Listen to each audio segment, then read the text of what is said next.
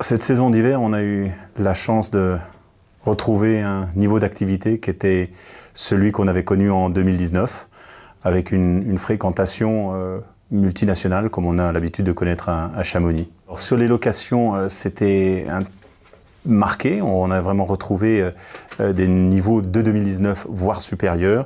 Sur la transaction, on a eu des demandes peut-être plus soutenues qu'on avait eu avant, dans la mesure où les gens avaient tout d'un coup besoin de réaliser un rêve, de retrouver un lieu de vie peut-être différent de ce qu'ils avaient pu connaître pendant le Covid. Quel est le profil de la clientèle de Chamonix? Alors, une clientèle très internationale, une clientèle malgré tout qui a évolué ces 2 dernières années, avec une clientèle qui s'est recentrée sur, on va dire, les Français, les pays européens limitrophes. On a vu disparaître quasiment tous les pays longs trajets, donc une clientèle européenne, mais majoritairement quand même franco-française et en tout cas francophone, avec les Suisses qui avaient quand même repris une certaine activité sur le marché immobilier dans la vallée.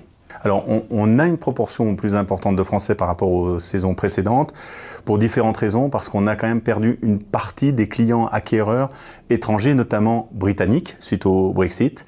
Et puis on a vu dans l'autre sens des mises en vente sur certains pays en particulier. On a eu une clientèle italienne, propriétaire, qui a eu tendance à mettre davantage leurs biens en commercialisation, ce qui était pour nous intéressant parce que la difficulté sur la vallée, c'est pas forcément d'avoir des acquéreurs, mais c'est surtout d'avoir des vendeurs et d'avoir des vendeurs qui consentent à afficher un prix qui soit dans le marché.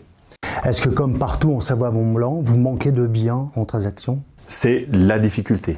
Aujourd'hui, on est dans notre vallée, peut-être encore plus qu'ailleurs, sur un site exceptionnel au niveau mondial et donc qui attire la clientèle au niveau international.